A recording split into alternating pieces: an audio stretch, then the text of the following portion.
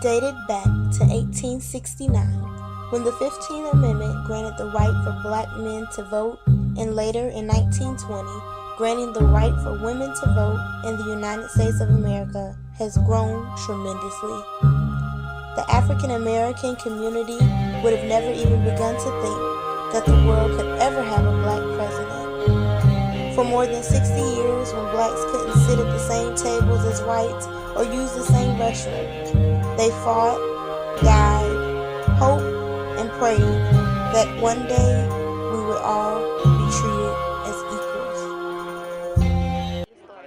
Lewis, I'm part of HHT6A CAF. Alright, a few years ago when the vote for Obama first happened, I was in line waiting. And there were some people in line of all races and creeds and colors. And there was one lady in particular, who happened to be an older black lady. She's easily in her 90s.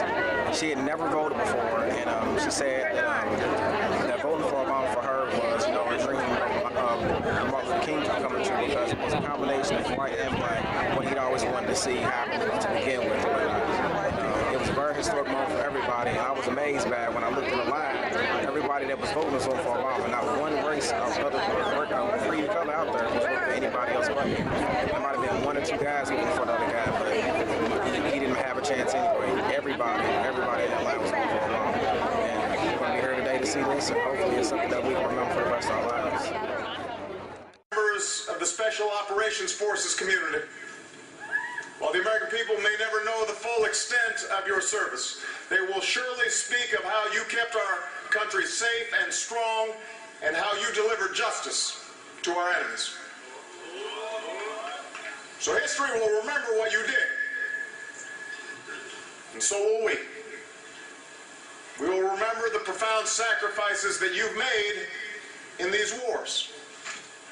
And Michelle and I just had a few moments at the Warriors Walk, paying tribute to 441 of your fallen comrades. Men and women who gave their last full measure of devotion to keep our nation safe. And we will remember them. We will honor them, always. And our thoughts and prayers also go out to the troops from Fort Stewart who are serving so bravely right now, as we speak, in Afghanistan.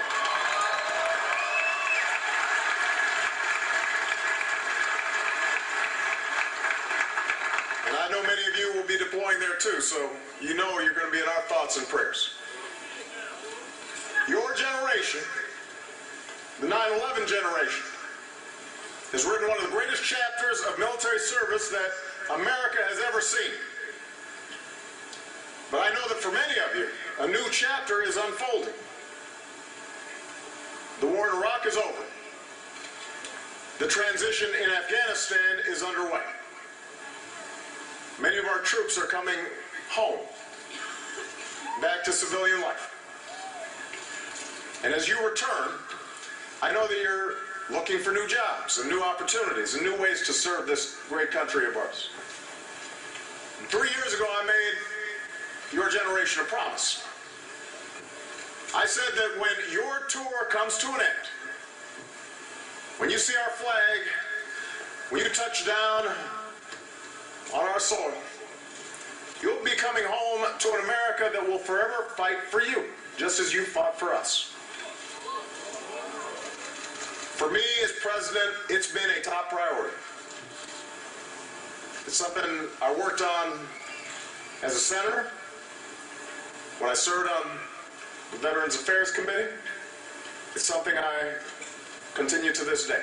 Since I took office, we've hired over 200,000 veterans to serve in the federal government.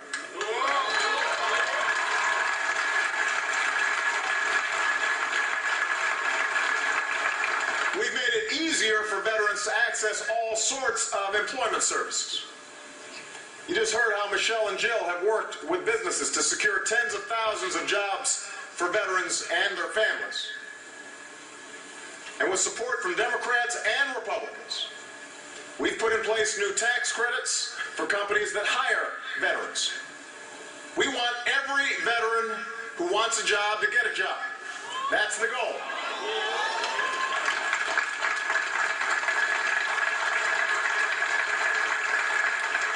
And those of want to pursue a higher education and earn new skills, you deserve that opportunity as well.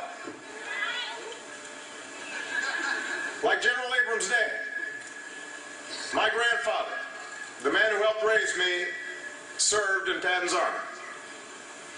And when he came home, he went to school on the GI Bill, because America decided that every returning veteran of World War II should be able to afford it. And we owe that same commitment to all of you. So as president, I've made sure to champion the post 9/11 GI Bill. And with that bill and the tuition assistance program, last year we supported more than 550,000 veterans and 325,000 service members who are pursuing a higher education.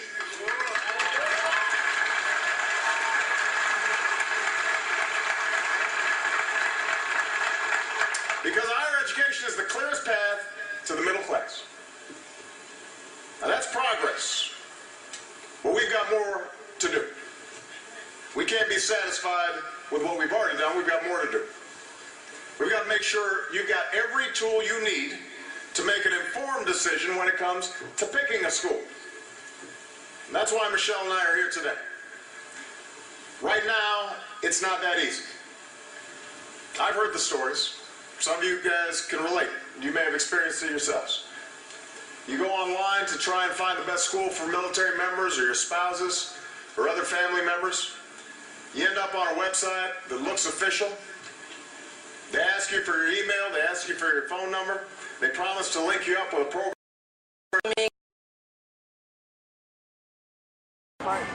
Hi, I'm Priscilla Gordon McLean, and I'm out here today to see the president.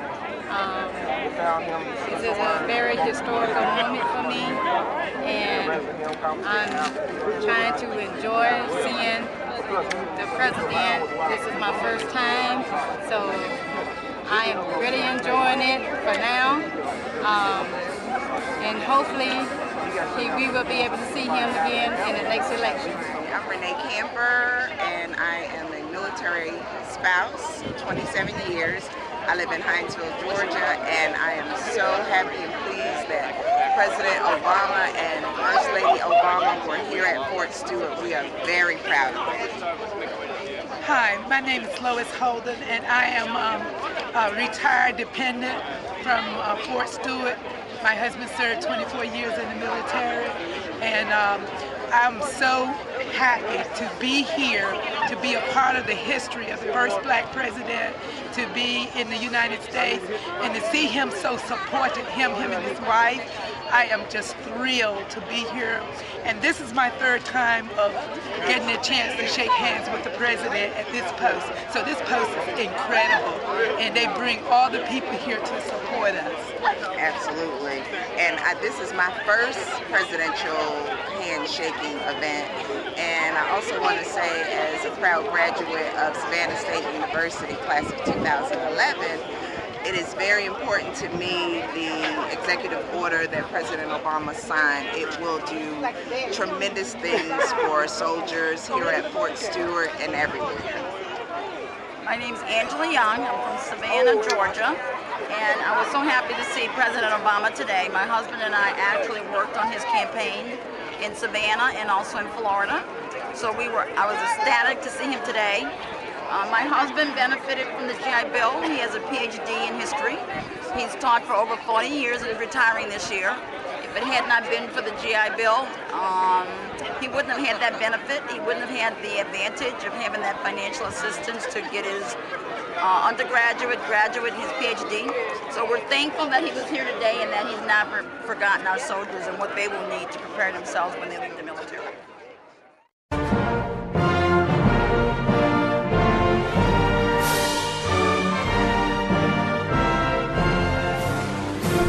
Barack Obama, the 44th President of the United States of America, greet United States troops upon arrival at Fort Stewart, Georgia.